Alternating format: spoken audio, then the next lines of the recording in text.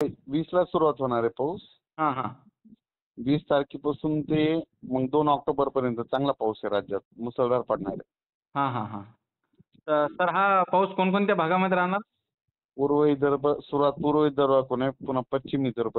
हं, 20ला पूर्व विदर्भ, हां 21ला पश्चिम विदर्भ मराठवाड्याकडे येईल. हं, 22ला पुन्हा मराठवाडा मध्य महाराष्ट्राकडे जाईल. हं, 23ला मग सगळीकडेच जाईल.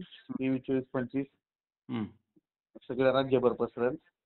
तरी तरी सध्या आपण पुन्हा तरी आपण जर जिल्हे पाहायला गेलो तर कोणकोणत्या जिल्ह्यामध्ये राहणार? हे पाऊस हं? अमरावती, वर्धा, नागपूर, भंडारा, गोंदिया, चंद्रपूर, गडचिरोली, हां यवतमाळ, वाशिम, नांदेड, हिंगोली, परभणी, बुलढाणा, त्याच्यानंतर जालना, संभाजीनगर, धुळे, नंदुरबार, जळगाव, नाशिक, हां नगर जिल्हा, सातारा, सांगली, कोल्हापूर, सोलापूर, बीड, लातूर, धाराशिव म्हणजे पुणे, हं. मुंबई सगळीकडेच पाऊस आहे जवळपास. हो का? हो सर्व